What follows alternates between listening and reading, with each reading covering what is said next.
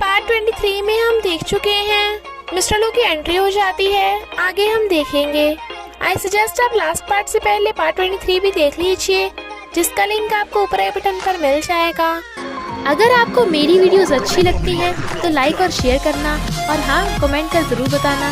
और ऐसी ही नई नई लेटेस्ट वीडियोस देखने के लिए हमारे चैनल को सब्सक्राइब भी कर देना।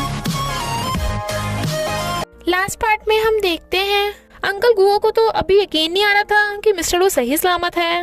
मिस्टर लू मेडिकल रिपोर्ट दिखाता है, जिसके अकॉर्डिंग वो बिल्कुल ठीक ठाक है, और अंकल गुओ को गेट आउट करता है। गुयन कहता है, अंकल गुओ कहीं नहीं जाएंगे, क्योंकि हुआनचन के बहुत सारे शेयर्स मेरे पास हैं। बट मिस्टर लू और सुबह सैड होने के बजाय हंस रहे थे, और उनके इशारा करने पे असिस्टेंट मैनेजर को उन्हें डॉक्यूमेंट देने को कहता है, जिसके अकॉर्डिंग मिस्टर लू के पास गो कंपनी के सबसे ज्यादा शेयर्स हैं। गुयन तो एकदम शॉक था। इनफैक्ट मिस्टर लू को पहले से ही गुयन के कारनामों पे शक था, इसलिए उसने असिस्टेंट को धीरे धीरे गू कंपनी के शेयर्स बाय करने का ऑर्डर दे दिया था। और जब वो डॉक्टर को अपना चेकअप कराने आया था, तो डॉक्टर ने बता दिया था कि कोई उनसे मिस्टर लू की कंडीशन के बारे में पूछने आया था। फिर मिस्टर लू ने हुआनचन के दूसरे शेयर होल्डर से बात की थी कि तुम गुयन को हुआनचन के शेयर्स बेच रहे हो। वो कहता है, नहीं, पर अंकल गुओ ने मुझे गुयन से शेयर बेचने के लिए मिलवाया था, पर मैंने शेयर्स बेचे नहीं हैं। सुबह कहती है, सर्जरी में देरी करने से तुम सेफ रहोगे ना? डॉक्टर ने तो कहा था तुम्हें जल्दी से जल्दी करानी होगी। मिस्टर लू कहता है, बस थोड़े दिन की बात है, इस गुयन का मैटर सॉल्व हो जाए, इसलिए मुझे फौरन जाने का नाटक करना पड़ेगा। इनफैक्ट ये उन सब का प्लान था, और उन्होंने तो बस फौरन जाने का नाटक किया था। रियली में तो वो गए ही नहीं थे, वापस कैजुअल कपड़ों में वापस आ गए थे। गुयन का तो पोपट ही हो गया था, इसलिए गुस्से से जाने लगता है। मिस्टर लू कहता है, इतनी भी जल्दी क्या है सड़ियल, अब से तेरी गू कंपनी की शेयर होल्डर्स की मीटिंग में मैं भी आया करूंगा, आखिर मैं लार्जेस्ट शेयर होल्डर जो हूँ। अंकल गू मिस्टर लू से माफी मांगता है, बट वो उसे भगा देते हैं। सुबह मिस्टर लू को पकड़ के लेके जाती है, बट उसकी तबीयत एकदम खराब होने लगी थी और वो बेहोश। सुबह और बाकी सब टेंशन में आ गए थे और एम्बुलेंस को बुलाते हैं। चेकअप के बाद डॉक्टर बताते हैं कि मिस्टर लू की कंडीशन बहुत सीरियस है, वो फिर से कोमा में भी जा सकता है। वो कहती है, तो हम जल्दी से जल्दी सर्जरी करवा देंगे। डॉक्टर कहता है, पर सर्जरी के सक्सेसफुल होने के सिर्फ 50% चांसेस हैं, पर अगर नहीं कराई तो पता नहीं कब मिस्टर लू की डेथ हो जाए। सुबह रोने लगती है। मिस्टर लू भी ये सब सुन लेता है, वो उसकी केयर करती है। मिस्टर लू पूछता है, कंपनी में क्या चल रहा है? वो कहती है, गुयन को उसके डैड ने फायर कर दिया, तो अब मैं और क्रिस भी तुम्हारे साथ फौरन चलेंगे ट्रिप तुम्हारी सर्जरी के लिए। यूथिंग और असिस्टेंट कंपनी को संभाल लेंगे। वो कहता है, मैं अभी इस लाइफ से खुश हूँ, तो मैं सर्जरी नहीं कराऊंगा। सुबह कहती है, तुम्हें कुछ नहीं होगा, हम वर्ल्ड के बेस्ट डॉक्टर से सर्जरी कराएंगे। मैं इस डर से नहीं जी सकती कि तुम अचानक से मुझे और क्रिस को छोड़ के चले जाओगे। क्या तुमने कभी मेरे और क्रिस के बारे में सोचा है? बट मिस्टर लू मना करे जा रहा था, तो वो रोते हुए चली जाती है। मिस्टर लू उसे रोकने जा रहा था, बट उसके रोने की आवाज सुन वो खुद भी रोने लगता है। क्रिस कहता है, डैडी क्या तुम मरने वाले हो? मिस्टर लू कहता है, नहीं तो मैं तुम्हें कभी छोड़ के नहीं जाऊंगा। वो कहता है, तो तुम हॉस्पिटल में क्यों रहते हो? मेरे फ्रेंड का डॉगी भी हमेशा हॉस्पिटल में रहता था, बट उसकी डेथ हो गई। मिस्टर लू कहता है, वो बात डिफरेंट है। क्रिस कहता है, पर मुझे तब भी तुम्हारा हॉस्पिटल में रहना पसंद नहीं है। मिस्टर लू कहता है, मुझे भी, तो चलो आज हम घर चलेंगे। क्रिस कहता है, हाँ हाँ मम्मी डैडी आज हमारे साथ घर चलेंगे। मिस्टर लू स्माइल कर रहा था, बट सुबह सैड थे। ब्रेकफास्ट करते हुए वो खुद से डिश भी नहीं उठा पा रहा था। क्रिस कहता है, मम्मी आप डैडी को खिला दो ना, मैं उन्हें प्रॉब्लम में नहीं दिख सकता। और फिर खुद उन्हें खिलाने लगा था। सुबह कहती है, रुको मैं खिलाती हूँ, और उसे खिला देती है। क्रिस कहता है, मम्मी मेरा फ्रेंड अपने मम्मी डैडी के साथ ओशन पार्क गया है, तो मैं भी आप दोनों के साथ जाऊंगा। वो कहती है, क्रिस तुम जानते हो ना डैडी को सही से दिखता नहीं है। जबकि मिस्टर लू हाँ कर रहा था। क्रिस रोता हुआ कहता है, मम्मी डैडी क्या आप दोनों में फाइट चल रही है? मुझे डर लग रहा है। वो दोनों उसे सॉरी बोलते हैं। क्रिस कहता है, डैडी आप सॉरी मत बोलो, मम्मी की आई से साफ पता चल रहा है कि वो आपको गुस्से से देख रही हैं। मिस्टर लू कहता है, नहीं तो तुम्हारी माँ मुझे प्यार से देख रही हैं। क्रिस कहता है, ओके तो हम ओशन पार्क चलेंगे। फिर क्रिस अपने मम्मी डैडी के साथ ओशन पार्क आता है, और सुबह को मिस्टर लू का हाथ पकड़ा देता है। वो फिश देखने भाग जाता है, तो सुबह उसके पीछे भागती है।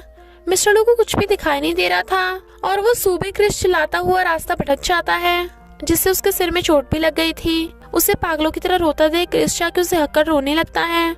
सुबह भी रोते हुए उसे हक्कर लेती है और कहती है, मैं यहीं पे हूँ। वो कहता है, मुझे लगा मैंने तुम दोनों को खो दिया, जल्दी से मैं अपनी सर्जरी कराऊंगा।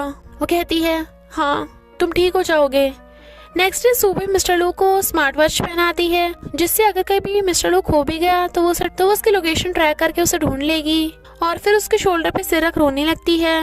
वो कहता है डोंट वरी, मैं ठीक हो जाऊंगा, अभी तो मुझे क्रिस को बड़े होते भी देखना है। वो कहती है प्रॉमिस करो तुम हमेशा हमारे साथ रहोगे। वो कहता है प्रॉमिस, पर अगर मुझे कुछ हो। वो उसके मुंह पे हाथ रख कहती है मेरे और क्रिस के लिए तुम कभी हार नहीं मानोगे।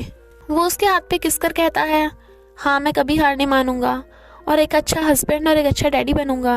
सुबह कहती है इस बार मैं तुम्हें प्रोटेक्ट करूंगी। तो वो उसे हक कर लेता है। इधर क्रिस की छुट्टी हो रही थी तो गुयन आता है। वो कहता है गुयन अंकल आप यहाँ क्या कर रहे हो। वो कहता है तुम्हारी मम्मी आज बहुत बिजी हैं तो उन्होंने मुझे तुम्हें लेने के लिए भेजा है। और उसे ले जाने लगा था। टीचर पूछती है क्रिस क्या तुम इन्हें जानते हो। क्रिस कहता है हाँ ये मेरी मम्मी के फ्रेंड है। तो गुयन का कार्ड देने पे टीचर उसकी फोटो खींच लेती है और गुयन क्रिस को ले जाता है। मिस्टर उसे अपनी टाई नहीं बंध रही थी तो सुबह उसकी टाई बांध देती है। ये दिन भाग के स्कूल आती है क्रिस को लेने। इनफैक्ट वो ट्रैफिक की वजह से लेट हो गई थी, पर पता चलता है कि कोई क्रिस को पहले ही ले गया और वो था गुयन। तो ये थिंग सुबह को फोन कर बताती है। सुबह तो रोने लगी थी।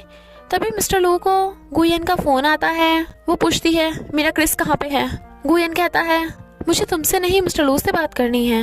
मैं क्रिस को कुछ नहीं कहूँगा, तुम्हें बस मिस्टर लू को आज मुझसे मिलने भेजना होगा कॉफी शॉप पे, वो भी अकेले। और फोन काट देता है और वहीं पे क्रिस पड़ा था जो बेहोश था। सुबह कहती है मैं उस गुयन को छोड़ूंगी नहीं, मैं तुम्हारे साथ चलूंगी। वो कहता है टेंशन मत लो, वो मुझसे बदला लेना चाहता है, क्रिस को कुछ नहीं कहेगा। वो कहती है अब तो मुझे और भी ज्यादा टेंशन हो रही है कि तुम अकेले जा रहे हो। वो कहता है भरोसा रखो, मैं क्रिस को सही सलामत वापस लाऊंगा। मिस्टर लू कॉफी शॉप पे बैठा था और सुबह दूर से कार में बैठी उस पर नजर रख रही थी। तभी उसकी कार के आगे एक ट्रक आके खड़ा हो जाता है, पर ट्रक के हटते ही मिस्टर लू वहाँ से गायब था। तो वह जल्दी से पुलिस को फोन करती है। इधर गुयन मिस्टर लू की आंखों पे पट्टी बांध के उसे ले जा रहा था। मिस्टर लू अपनी स्मार्ट वॉच गुयन की कार में डाल देता है क्योंकि उसने बाकी सब कुछ तो उसका ले लिया था, लाइक फोन। गुयन उसे कंस्ट्रक्शन साइट पे लेके आता है। वो पूछता है क्रिस कहाँ है, उसे छोड़ दे, तुझे जो चाहिए वो मिलेगा।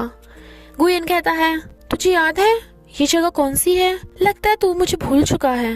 पास्ट में हम देखते हैं कुछ बच्चे एक बच्चे को मार रहे थे तो मिस्टर लू जो छोटा था उसे बचा लेता है और फिर वो दोनों फ्रेंड्स बन जाते हैं। तब से मिस्टर लू हमेशा उस बच्चे के लिए टेस्टी डिशेस लाया करता था। वो बच्चा अनाथ था तो मिस्टर लू कहता है मैं भी तुझे अपना भाई बना लूंगा, अपने मम्मी डैडी को तेरा मम्मी डैडी बना के। बच्चा कहता है मैं ऑर्फनेज में रहता हूँ तो तेरे मॉम डैड मुझे अडॉप्ट कर लेंगे ना तो मैं तेरा भाई बन जाऊंगा। तो मिस्टर लू से अपना भाई बनाने का प्रॉमिस कर देता है।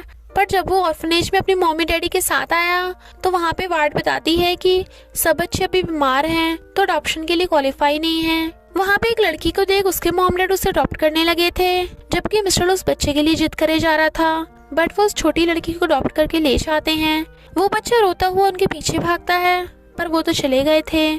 मिस्टर लू कहता है यानी तू मेरा बचपन का फ्रेंड है, पर तू ऐसे बिहेव क्यों कर रहा है। गुयन कहता है क्योंकि तूने अपना प्रॉमिस तोड़ा। मिस्टर लू कहता है ऐसा नहीं है, मैं बाद में फिर ऑर्फनेज आया था बट पता चला तुझे ऑलरेडी किसी और ने अडॉप्ट कर लिया है। गुयन कहता है हाँ किया था गू फैमिली ने, जहाँ पे मेरे साथ जानवर जैसा बिहेव होता था। चैंग से मुझे अपना भाई नहीं नौकर समझता था।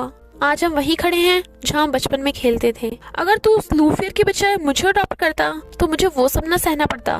तो मैं तुझसे नफरत करता हूँ, मैं तेरा सब कुछ छीन लूंगा, तेरी कंपनी, तेरी वाइफ और तेरा बच्चा भी।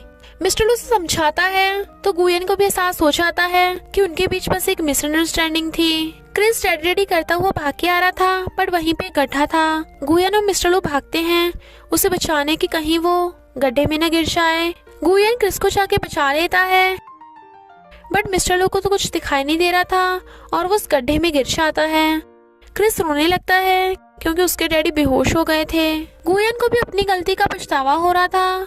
मिस्टर लू बेहोश पड़ा था। एम्बुलेंस मिस्टर लू को लेके जा रही थी बट वो गुयन को थैंक यू करता है। वो पूछता है काहे, तेरे बेटे को किडनैप करने के लिए। वो कहता है नहीं, उसे बचाने के लिए। गुयन कहता है मैंने अब तक बहुत बुरे काम किए हैं, मुझे नहीं लगता मैं अच्छा इंसान हूँ। रही बात तेरे बेटे को बचाने की, वो मैंने अचानक बचा लिया और हमारे बीच जो बचपन में हुआ उसका समझौता भी हो गया है, तो हमारा कोई रिश्ता नहीं। मिस्टर लू कहता है पर मैं अपने फ्रेंड के वापस आने का वेट करूंगा। पुलिस गुयन को पकड़ के ले जाती है।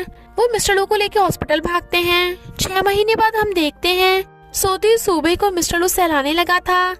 इनफैक्ट वो क्रिस के साथ खेल के आया था और कहता है अब हम हनीमून पे चलेंगे और उसे किस करने लगा था। तभी क्रिस सुपरमैन बन के आता है और कहता है डैडी मेरी मम्मी से दूर रहो। दादी माँ ने कहा है मम्मी के अंदर छोटा सा बेबी है तो उन्हें कोई टच नहीं करेगा। मिस्टर लू कहता है तेरी इतनी हिम्मत अपने डैडी को डांटेगा। क्रिस कहता है तुम्हारी इतनी हिम्मत। दादी ने कहा है अगर तुमने मुझे डांटा तो दादी तुम्हें डांटेगी। और उसे बासी आ रही थी तो कहता है आज मैं आप दोनों के साथ सोऊंगा।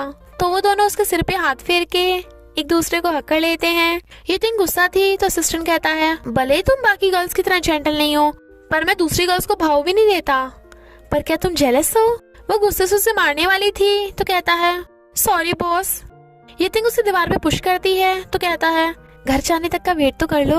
बट वो उसके जोर से नोच देती है। बेचारा असिस्टेंट। मिस्टर लू प्रेग्नेंट सूबे को स्टोरी सुना रहा था। एक बार एक बच्चे ने अपने मम्मी डैडी को कार एक्सीडेंट में खो दिया तो वो मर जाना चाहता था पर उसने हिम्मत करने का डिसाइड किया तो वो बिजनेस को संभालने के लिए हर्टलेस और रूड इंसान बन गया जिससे वो हमेशा सैड रहता था। पर फिर उसकी लाइफ में एक लड़की आई जिसने उसकी कोल्ड हार्टेड लाइफ को अपने लव से मेल्ट कर दिया। सूबे सो गई थी तो कहता है थैंक यू मेरी लाइफ में आने के लिए और उसे किस कर देता है। फिर वो सब हनीमून पे आते हैं। क्रिस एक लड़की के साथ खेल रहा था। सूबे कहती है हमारा बेटा कितना हैंडसम लग रहा है। मिस्टर लू कहता है हैंडसम तो लगेगा ही, आखिर उसमें मेरे जो जीन्स हैं। वैसे क्रिस के लिए वो लड़की सही रहेगी। अरे तुमने ये आधे कपड़े क्यों पहने हैं? तुम शादीशुदा हो ना? मैंने तो पजामा पहनने के लिए कहा था।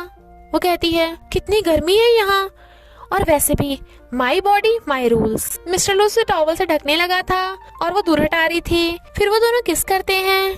क्रिस कहता है ये बड़े कभी नहीं सुधरेंगे, बच्चों के सामने किस करने लग जाते हैं। तो वो लड़की और क्रिस एक दूसरे की आइज पे हाथ रख देते हैं और इसी हैप्पी एंडिंग के साथ इस ड्रामा का एंड हो जाता है। तो बस थोड़ा सा इंतजार करना, फिर मिलेंगे एक न्यू स्टोरी के साथ। आई होप कि आप इस ड्रामा की तरह बाकी स्टोरीज को भी वैसे ही लव करोगे।